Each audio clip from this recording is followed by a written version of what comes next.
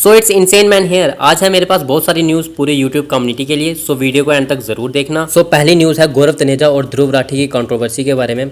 गौरव तनेजा अपने ट्विटर पर कुछ ये ट्वीट किए थे।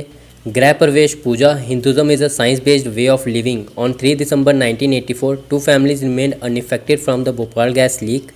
They performed the regular अग्निहोत्र हवन which is a natural antidote to pollution। और जिसके ऊपर ध्रुव राठी रीट्वीट करते हुए कुछ ये बोले, can anyone explain exactly which substances coming out of the fire are a natural antidote to pollution?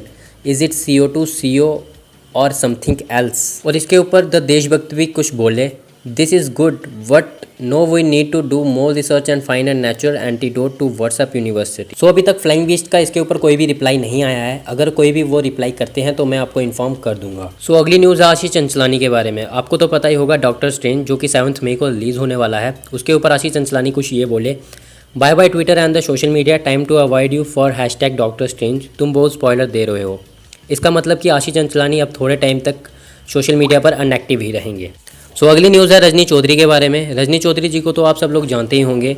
Rajni Chaudhary जो कि एक वीडियो अपलोड करी जिसका टाइटल था हैशटैग जस्टिस फॉर पूजा, जिसमें वो एल्विश यादव और उनके फ्रेंड अज्जू 008 को भी टैग करें। बेसिकली वे उनका फैमिली मैटर है। आप ये क्लिप देख लीजिए, आप खुद ही समझ जाओगे। अज्जू 008 की भाभी हूँ मैं और मेरा नाम रीना है।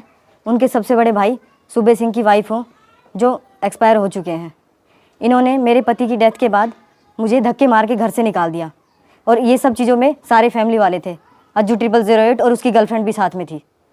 मेरे 4-5 अबॉर्शन भी करा चुके हैं ये लड़का होने के चक्कर में कि इनको लड़का चाहिए था, मेरे लड़कियां हो रही थी बार बार में, तो ये इनको एक्सेप्ट नहीं करना चाहते थे और इस वजह से बार बार अबॉर्शन करा रहे थे। मेरे हस्बैंड की डेथ के बाद मेरे लड़कियों को और मुझे धक्के मार के घर से निकाल दिया और मेरे हस्बैंड की डेथ के 10-15 दिन बाद ही इन्होंने मेरी पहले बड़ी लड़की है उसको बहुत बुरे तरीके से पीटा और तब मैंने उनको कहा कि भाई मेरी लड़की को क्यों पीट रहे हो, तो उन्होंने मुझे भी पीटा फिर कहा कि तू घर से निकल जा, तेरा कुछ नहीं है, तेरा पति खत्म हो चुका है, तेरा यहाँ पर कुछ नहीं रहा। ऐसा कहकर मेरे पूरी फैमिली वाले साथ में थे अज्जू समेत। और उसके बाद मेरी नंदों ने और इन सब ने मुझे गंदी गंदी गालियाँ दी और मुझे इन्होंने कहा कि घर में तुझे घुसने नहीं देंगे, ना तेरे को कुछ देंगे, तू इस घर से निकल जा, तेरा कोई हिस्सा नहीं है, ना तेरी लड़कियों का ना तेरा है। अब मैं अपने छोटे छोटे बच्चों को लेकर कहाँ जाऊँ? मेरे पास कोई चारा नहीं बचा, इस वजह से मुझे ये सब करना पड़ रहा है। मेरे बच्चे 3 साल से स्कूल भी नहीं गए, उनकी फ़ीस तक नहीं भरी है इन्होंने। अब मेरे पास TC भी नहीं है, मैं इनका किसी और स्कूल में एडमिशन करा सकूं। हम दोनों बहनें एक ही घर में ब्याही हुए हैं। अज्जी से जो बड़ा भाई है दक्ष, उसके मेरी छोटी बहन की शादी हो रखी है। नमस्ते, मैं अज्जू 008 के बड़े भाई दक्ष की बीवी हूँ। पिछले साल जब मेरे जीजू की डेथ हुई तो उस टाइम मैं प्रेग्नेंट थी। इन लोगों को पता होते सोते इन लोगों ने मुझे और मेरी बहन को मार मार के घर से निकाल दिया। मैं इधर आ गई अपने पापा के पास क्योंकि इन्होंने तो घर से निकाल दिया था। प्रेग्नेंट होते हुए ट्रीटमेंट भी चलता है। तो मुझे जब बेबी डिलीवर हुआ 19 मार्च को बच्चा हुआ, तब वो बहुत ज़्यादा बीमार था, इतना ज़्यादा क्रिटिकल था कि बच्चे को वेंटिलेटर की ज़रूरत थी। तो डॉक्टरों ने बोला कि आप इसको गुड़गांव फोर्टिस में लेके जाओ, क्योंकि बच्चे के दिल में ऑक्सीजन की कमी के कारण क्लॉट हो गए थे, बच्चे के दिमाग में ऑक्सीजन की कमी थी, बच्चे के फेफड़े इन्फेक्शन से 95% ख़राब हो चुके थे।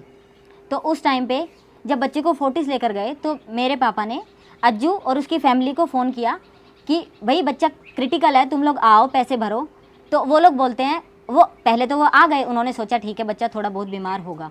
उन्होंने आकर देखा, उन्होंने कुछ दिन 6-7 दिन का बिल दिया बच्चे को देखते हुए। तो उसके बाद उन लोगों ने, जब उनको पता चला, डॉक्टर ने बोला बच्चे का ट्रीटमेंट 1 साल तक चलेगा क्योंकि बच्चा ज़्यादा क्रिटिकल था। तो उन लोगों ने बोला कि ये बच्चा अपंग, विकलांग, लूला, लंगड़ा, पता नहीं मेरे बच्चे को क्या क्या बोला, छोटे से बच्चे को। इन लोगों को तो छोटे से बच्चे पर भी दया नहीं आई।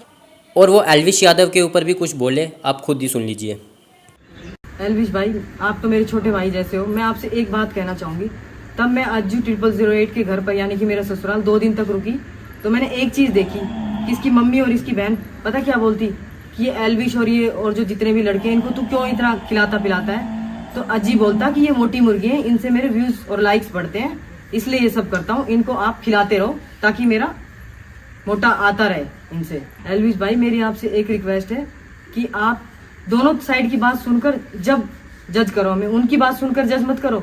आप पहले पूरी बात को जानो कि सच है क्या, और इनके साथ आप रहना छोड़ दो क्योंकि ये बहुत वाहियात लोग हैं। आप जितना इनके साथ कम बैठोगे उतना ही आपके लिए अच्छा रहेगा, क्योंकि आप इतने अच्छे हैं कि आप इनके साथ बैठने लायक हो ही नहीं।